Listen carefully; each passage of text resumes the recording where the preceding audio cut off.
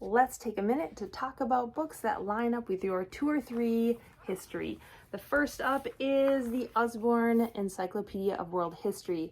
What I love about this book is that you can use it for all 3 tours because it covers so much history. But since we are going to be talking the 1500s onward, you're going to be spending most of your time in the back of this book, the last 500 years.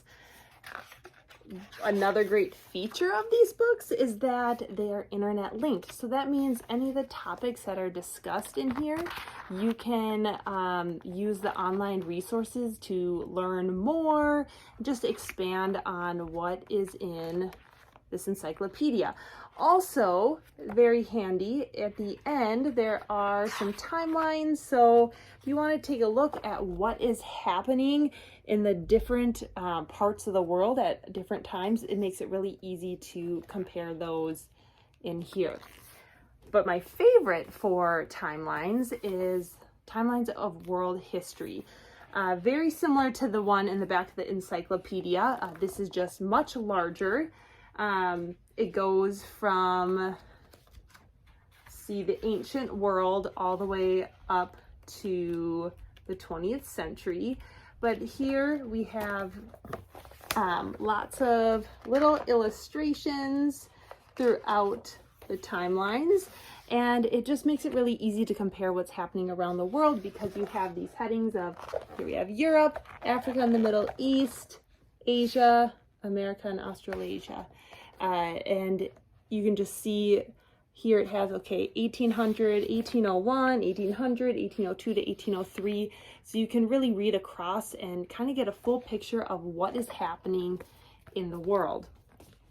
As you study the world wars, this is a wonderful reference book.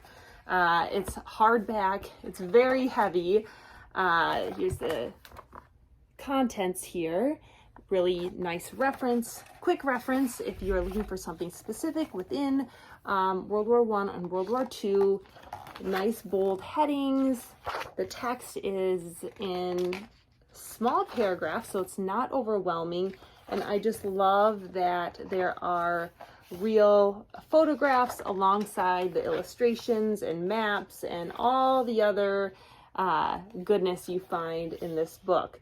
Especially if you have a child who is really interested in the world wars, you're going to want to have this reference book on your shelf.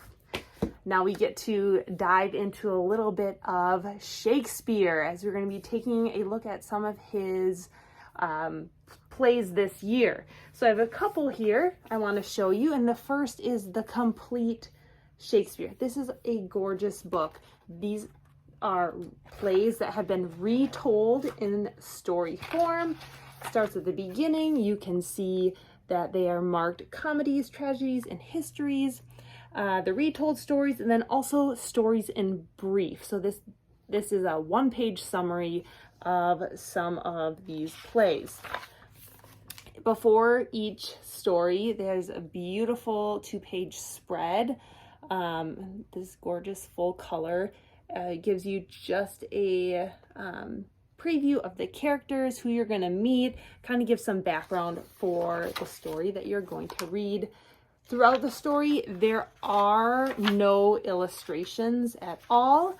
If you are looking for something for younger kids, we do have an illustrated stories of Shakespeare that might be a better fit. But again, these are beautiful pictures along with the retold stories. Take a look at the stories in brief.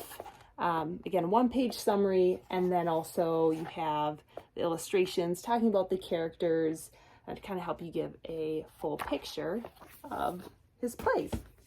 The World of Shakespeare is a great reference book. This is all about his life and the times he grew up in, how he came up with his ideas, and what that time period was like. So lots of illustrations and photographs in here make Shakespeare come alive.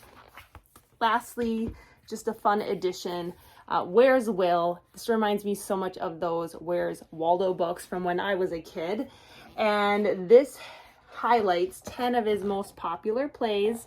There is a very short synopsis with these little cartoon drawings, and then there are the characters.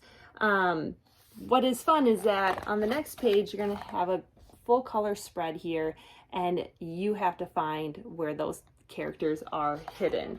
So just another fun way to bring Shakespeare into your daily life, into your activities, and into your learning.